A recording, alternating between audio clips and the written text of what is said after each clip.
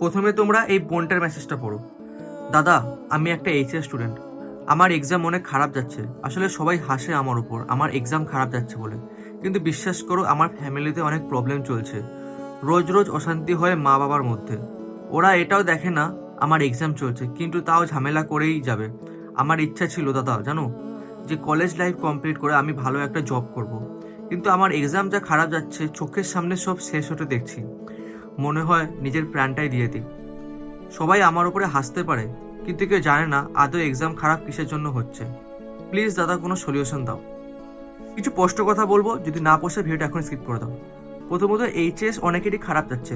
ওটা তাদের ব্যক্তিগত ফ্যামিলি প্রবলেম বা লাভ প্রবলেম বা আলাদা কোনো প্রবলেমের জন্য, যার জন্য তারা পড়তে বসতে পারছে না, বা পড়তে বসতে পারলেও তাদের মাইন্ডটা ফ্রেশ থাকছে না, চোখ দিয়ে জল পড়ছে।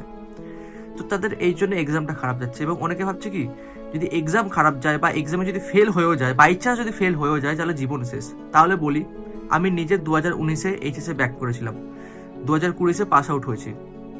তো আমি যখন ব্যাক করেছিলাম, আমি বুঝতে পেরেছিলাম যে একটা স্টুডেন্ট, সে যে তার জীবন কেন দেয় কোনো বড় এক্সাম ব্যাক করলে, সেটা আমি তিলে তিলে বুঝতে পেরেছিলাম। কিন্তু তখন ভেবেছিলাম যে জীবন শেষ হয়ে গেছে, কিন্তু জীবন শেষ হয়নি।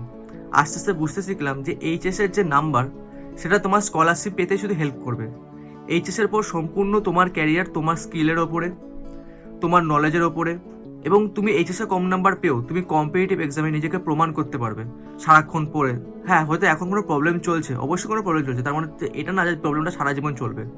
ভবিষ্যতে তুমি নিজেকে প্রমাণ করতে পারবে। তাই অনেকে যে এখন ভাবছো যে জীবন শেষ হয়ে গেছে, জীবন এখনো শেষ হয়নি, এখনো জীবনে অনেক কিছু বাকি আছে। তো এই ভিডিওটা পাঠিয়ে দাও তোমার সেসব বন্ধুদের যারা খারাপ পরীক্ষার জন্য অনেক ডিপ্রেস হচ্ছে। বিশ্বাস করো, ডিপ্রেস হওয়ার কোনো মানে নেই। পরীক্ষা আজ খারাপ যাচ্ছে, বা এইবার যদি খারাপও যায় পুরোপুরি, যদি পরের বার এক্সাম দাও, পরের বার কিছু না কিছু ভালো হবে। আর জীবন এখনো বাকি আছে, এই চেষ্টায় একদম শেষ না, এখনো জীবন বাকি আছে। হয়তো এখন কাঁদছো, হয়তো পরে এই জিনিসগুলো দেখে তুমি হাসবে যে এখন কেন কাঁদছিলে তুমি। তো বুঝলে?